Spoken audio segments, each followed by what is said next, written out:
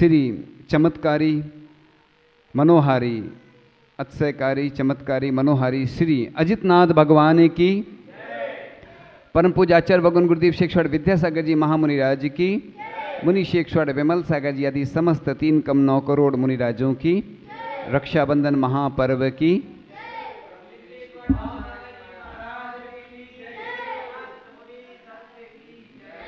आज हम चर्चा करेंगे कि कैसे हमें रक्षाबंधन पर्व मनाना चाहिए। पर्व तो आते हैं और चले जाते हैं, लेकिन हम ये नहीं समझ पाते हैं कि इस पर्व में क्या करना है। हम कुछ औपचारिकताएं करके ये पर्व मना लेते हैं, लेकिन जब हमें ज्ञात होता है कि कैसे मुनि महाराजों के ऊपर जब उपसर्ग हुआ था, वह उपसर्ग दूर हुआ, उस उपसर्ग दूर करने के उपलक्ष्य में ही यह पर्व मनाया जाता है। तो श्रावण शुक्ल पूर्णिमा को यह पर्व आता है और यह जो रक्षाबंधन है इसको सलूना पर्व भी कहते हैं और बात्सल पर्व भी कहते हैं, और यह पूरे देश में मनाया जाता है और सभी लोग एक दूसरे को राखी बांधते हैं। लेकिन क्या हो, हम इसके बारे में जब जानेंगे कि इसका क्या महत्व है तो फिर उस हिसाब से हम यह बात्सल पर्व मनाएंगे। जिस प्रकार से गाय और बछड़े का आपस में बात्सल होता है, प्रेम होता है, वैसा ही प्रेम हमारे परिवार में, समाज में और आपस में जो भी हमारे साधर्मी हैं उनके प्रति हमारा बात्सल्य होना चाहिए। इसको कुछ पंक्ति के माध्यम से बताएंगे, फिर आगे चर्चा कर लेंगे। देखो, पूजन आती है कि खूब सुनी वात्सल्य अंग की, महिमा अपरंपार कही, अखिल विश्व मैत्री का साधन, धर्मी सा उपकार नहीं। दूर हुआ उपसर्ग तभी से, रक्षाबंधन मना रहे, पर सोचो उपसर्ग धर्म पर, क्यों आते क्यों सता रहे।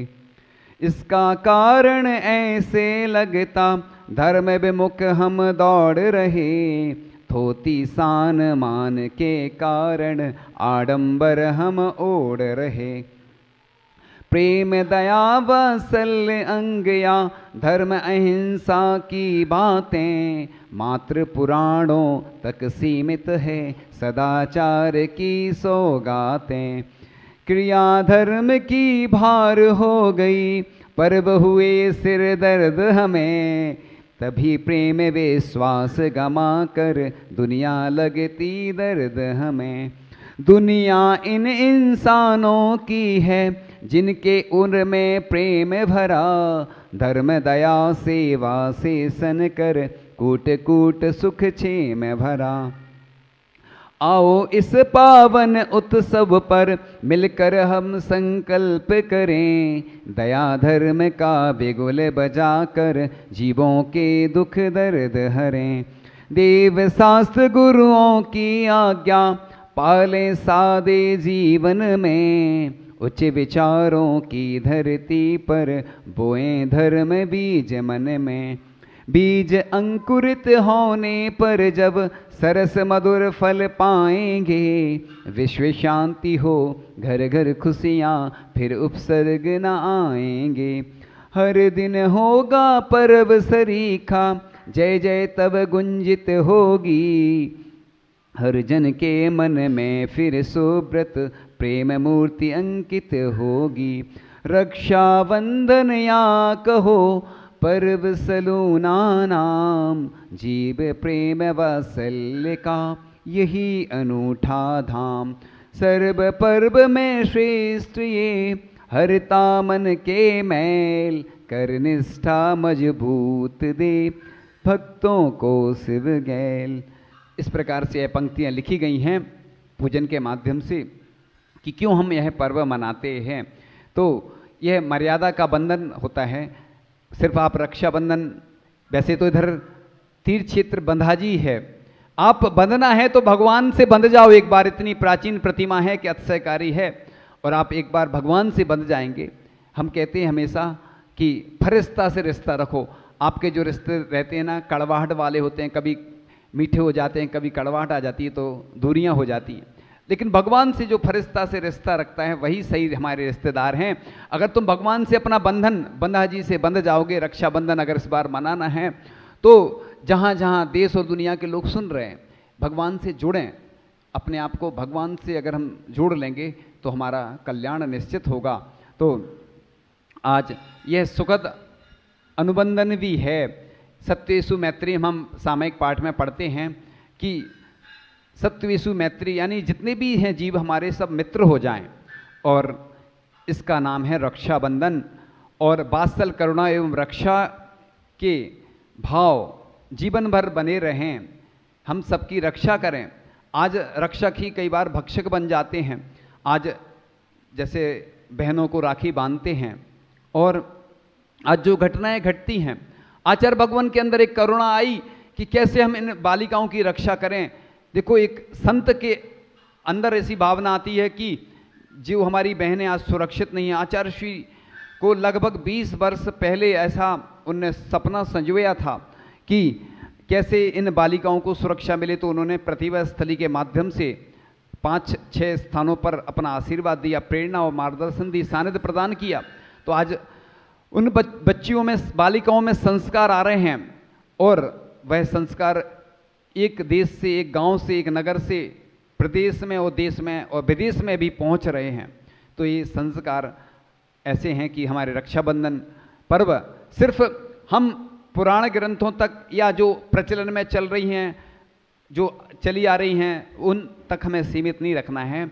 इसलिए हम यह शुभ संकल्पों को दोहराने का यह स्मृति दिवस है कि हम, जैसे गौशाला है, जहाँ जहाँ भी पूरे देश में गौशालाएं चल रही हैं, तो पूरे विश्व में विदेश के लोग भी उन गौशालाओं में अपना सहयोग देकर, तन मन धन से दान देकर उनसे जुड़ें।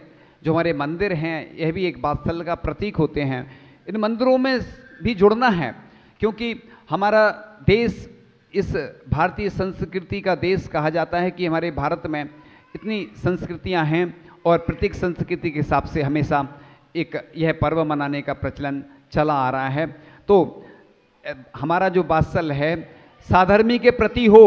हमारा यदि कोई साधर्मी दुखी है तो हम उसकी रक्षा कैसे करें, इसलिए अकेला सिर्फ भाई बहन को नहीं बांधते हैं रक्षा सूत्र।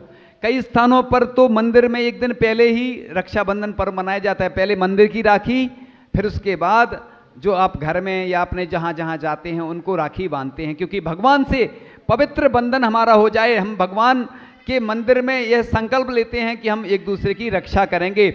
हमारे किसी साधर्मी बंधु को कोई रोग आ जाएगा, कोई कष्ट आएगा, तो हम उसकी रक्षा करेंगे। कई कई मंदिरों में ये व्यवस्था है कि यदि कोई व्यक्ति परेशान है, गरीब है, तो मंदिर से उसको राशि दी जाती है और वह ब्याज सहित वापस कर देता है उसको बिजनेस करने के लिए। या कोई रोग है तो उसको निर्माल्य का दोष इसमें नहीं लगता है, क्योंकि ब्याज देता है वह। यह मदद है कि हमारा व्यक्ति, हमारी समाज का एक व्यक्ति, साधर्मी व्यक्ति अगर गरीब है, उसकी आर्थिक स्थिति ठीक नहीं है, तो हम उसको मदद कर सकते हैं। तो हमारा खान पान, बोलचाल, वस्त्र, वेशभूषा भी ऐसी हो कि मतलब जिससे हमारा जो जीवन है वो तो अच्छा बने और दूसरों का जीवन भी अच्छा बने। तो दान, पूजा, स्वाध्याय, जब तब भी वही सार्थक है जिसमें करुणा का भाव घुला हो, वही शास्त्र, वही सिद्धांत सच्चा हो। तो बस कुछ मिनट में संक्षेप में यह जो प्रसंग है आपको सुनाएंगे कि किस प्रकार से यह जो रक्षाबंधन पर्व हम मनाते हैं, यह जब हम पहले सुनेंगे तभी इसके बारे में हम कर पाएंगे, क्योंकि जब पर्व आते हैं उसके बाद कहानी कथा सुनाई जाती है तो आपको इसकी जानकारी नहीं हो पाती है। तो यह 18वें तीर्थंकर अरनाथ भगवान के समय की कथा है कि अवंती देश में उज्जैनी नगरी में राजा श्री वर्मा था, उसकी रानी श्रीमती थी, और बलि, बृहस्पति और प्रहलाद तथा नमुची ये 4 मंत्री थे। और एक बार उज्जैनी में समस्त सुत के धारी दिव्यज्ञानी 700 मुनियों के साथ अकंपनाचार्य मुनि आकर उद्यान के वन में ठहर गए। आचार्य ने समस्त संघ से कहा कि यदि राजाधिक भी आए तो भी कोई मुनि बोले नहीं, अन्यथा समस्त संघ का नाश हो जाएगा, उपसर्ग हो जाएगा। और धवल गृह पर स्थित राजा ने हाथ में पूजा की सामग्री लेकर नगर के लोगों को जाते हुए देखकर मंत्रियों से पूछा, यह लोग असमय में ही कहाँ जा रहे हैं? मंत्रियों ने कहा, बहुत से जैन मुनि नगर के बाहरी उद्यान में आए हुए हैं, यहाँ पर यह लोग जा रहे हैं, हम भी उनके दर्शन के लिए चलें। ऐसा कहकर राजा भी चारों मंत्रियों के साथ गया। प्रत्येक मुनि की सभी ने वंदना की, किंतु किसी ने भी आशीर्वाद नहीं दिया। राजा ने सोचा, दिव्य अनुष्ठान के कारण अत्यंत निष्प्रय ये मुनि बैठे, अतः वह वापस लौटने लगा। और रास्ते में दुष्ट अभिप्राय धारक मंत्रियों ने उपवास किया कि ये मूर्ख बैल हैं, यानी मुनियों को कहा कि ये मूर्ख बैल हैं, कुछ भी नहीं जानते हैं, अतः दम्भ से मौनपूर्वक बैठे हैं। इस प्रकार बोलते हुए जब वे आगे जा रहे थे, तभी आगे चरिया कर श्रुत सागर मुनि को आते हुए देखकर उन मंत्रियों में से किसी ने कहा, यह तरुण बैल पेट भरकर आ रहा है। ऐसा सुनकर श्रुत सागर मुनि ने राजा के सामने उन मंत्रियों को शास्त्रार्थ में जीत लिया तथा आकर अकंपनाचार्य से समाचार कहा। आचार्य भगवान ने कहा, तुमने सारे संघ को मार दिया, यदि शास्त्रार्थ के स्थान पर जाकर रात में तुम अकेले ठहरते हो तो संघ जीवित रहेगा तथा तुम्हारी शुद्धि होगी, यानी वहाँ पर कायोत्सर्ग करना। और मुनि श्रुत सागर मुनि वहाँ जाकर कायोत्सर्ग पूर्वक खड़े हो गए। अत्यंत लज्जित क्रुद्ध मंत्रियों ने रात्रि में संघ को मारने के लिए जाते समय उन एक मुनि को देखकर, जिसने हमारा निरादर किया, उसे ही मारना चाहिए, ऐसा विचार कर उनके वध के लिए एक साथ 4 तलवारें खींची। इस समय नगर देवी का आसन कंपायमान हुआ। उसने उन मंत्रियों को उसी अवस्था में कील दिया। प्रातःकाल समस्त लोगों ने उन्हें उसी प्रकार देखा। राजा बहुत रुष्ट हुआ, किंतु ये मंत्री कुल परंपरा से आगत हैं, ऐसा जानकर उसने नहीं मारा। उन्हें गधे पर चढ़ान आदि कराकर देश से निकाल दिया। और कुरु जांगल देश के हस्तिनागपुर में राजा पद्मरथ था, उसकी रानी का नाम लक्ष्मीमती था। उसके पद्म और विष्णु 2 पुत्र थे।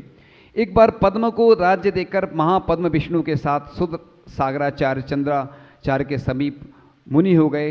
वे वली आदि मंत्री आकर राजा पद्म के मंत्री हो गए। और कुंभपुर नगर में राजा सिंहबल था, वह दुर्ग के बल से पद्म के मुखमंडल के ऊपर उपद्रव करता था, उसे पकड़ने। ये अभी चूँकि संक्षेप में हम ये कहानी सुना देते हैं, ये जो मुनि राजों पर फिर उपसर्ग होता है उसकी कहानी आप फिर आगे सुनेंगे, क्योंकि अभी कम समय में ज़्यादा कहने का प्रयास करेंगे और फिर उनका उपसर्ग दूर होता है। उसी के उपलक्ष्य में यह पर्व मनाया जाता है जो विष्णु कुमार मुनि के द्वारा उपसर्ग दूर हुआ था। 700 मुनियों की रक्षा हुई थी और जब मुनि का उपसर्ग दूर हुआ तो सभी लोगों ने कुछ खाद्य पदार्थ आदि के माध्यम से उनकी पालना करवाई और इस दिन मुनिराजों की पालना हुई थी और यह उपसर्ग दूर हुआ था। उसके प्रसंग में यह पर्व मनाया जाता है।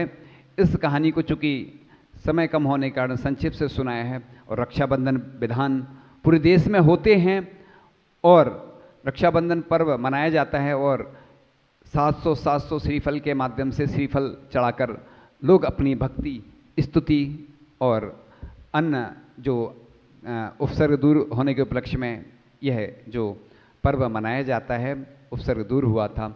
आप लोग भी हमेशा जब भी मुनि महाराजों के लिए वैयावृत्ति का मौका आए, तन मन और धन से हमेशा लगे रहना चाहिए, चाहे बिहार की बात हो, चाहे आहार की हो, चाहे औषधि की हो। हमेशा मुनि राजों के प्रति हमें करुणा भाव से अपनी इस जैन संस्कृति को सुरक्षित रखना है।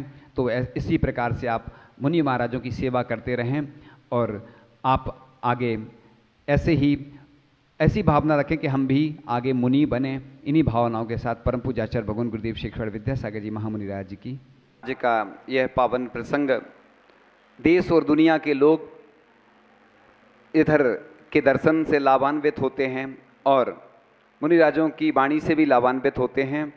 और आज हम चर्चा करते हैं कि भगवान की जो क्रियाएं होती हैं, मांगलिक क्रियाएं होती हैं, जो धार्मिक अनुष्ठान होते हैं, ये पुण्य बढ़ाने में सार्थक होते हैं।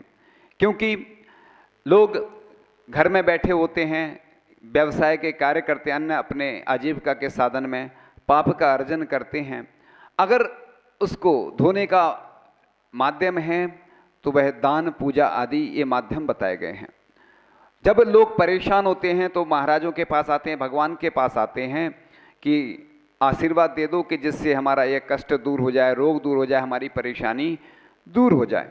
तो मुनि महाराज तो यही कहते हैं हमेशा कि तुम भगवान की भक्ति करो, अभिषेक करो, शांति धारा करो, करवाओ, और यह जाप या पूजन विधान यही मांगलिक क्रियाएं हैं जो पुण्य को बढ़ाने में निमित्त होती हैं। यदि हम अपने जीवन को अच्छा बनाना चाहते हैं तो हमें इनसे ही जुड़ना होगा, क्योंकि बहुत सारे ग्रंथों का जब स्वाध्याय किया और बहुत सारे जो विशेषज्ञ हैं, जो भी जितने दुनिया के विशेषज्ञ हैं, सबसे चर्चा करने के बाद हमने एक ही निष्कर्ष निकाला कि तुम दुनिया में अमेरिका भी चले जाओगे, ठीक नहीं होगे। अगर तुम्हें ठीक होना होगा, जब तक तुम्हारा साता कर्म का उदय नहीं आएगा तो वह आप ठीक नहीं हो सकते। अभी भगवती आराधना ग्रंथ का स्वाध्याय चल रहा था, उसमें एक बहुत अच्छी बात आई थी कि आप किसी को मन से भी दुखी नहीं करें। अपन क्या करते हैं, लोगों को जाने अनजाने में कष्ट देते रहते हैं, चाहे परिवार वाले हों, चाहे देश के हों, समाज के हों, पड़ोसी हों, कष्ट देते रहते। एक बार एक जगह लिखा था कि किसी के पैर में कांटा लगा हो तो बहुत ज़्यादा कष्ट देता, और चरणों पादुका में लगा हो तो और कम कष्ट देता, और मन में लगा हो तो सबसे ज़्यादा कष्ट देता। निसल्लो व्रति इसलिए कहा है। तो सल अगर बनी रहती है तो हमेशा विकल्प बना रहता है। तो अपन हमेशा बस एक ही भावना भाते रहें कि तीन लोक में जितने जीव हैं सभी के कष्ट दूर हों, ऐसी भावना भाने से ही तीर्थंकर प्रकृति का बंध होता है।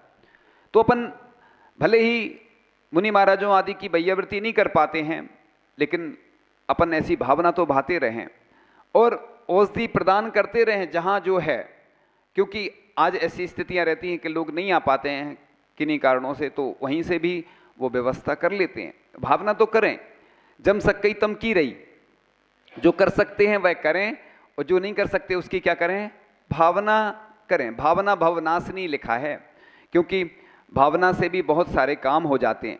अब मुनि महाराज को आहार देना है तो क्या नाम, तो भावना से बस कर ले रहे हैं, तो ऐसा पुण्य का अर्जन नहीं होता है। वह उस व्यक्ति को ऐसी भावना से पुण्य का अर्जन होता है जो व्यक्ति स्वयं नहीं आ पाता है। इसलिए लिखा है कृत कार्य और अनुमोदना। इसलिए यहाँ की जो प्रतिमा है 1000 वर्ष प्राचीन है, और जो लोग जिनने कभी दर्शन नहीं किए वो दर्शन करने जरूर आएँ, क्योंकि एक ऐसा प्राचीन तीर्थ क्षेत्र है जिसके बारे में बहुत प्रसिद्धि होती जा रही है दिन ब दिन, क्योंकि लोग कई व्यक्ति सुनकर ही आ जाते हैं। एक व्यक्ति गाड़रवाड़ा से आए और उनने सिर्फ सुना था, तो बस सुनकर ही वह आ गए दर्शन करने, और जब उन्होंने दर्शन किए यहाँ के भगवान के, तो वो कहने लगे कि वाकई में इतना अच्छा तीर्थ क्षेत्र हम पहले क्यों नहीं आ पाए, कि ये हमारी बड़ी भूल थी कि हम यहाँ दर्शन करने नहीं आ पाए।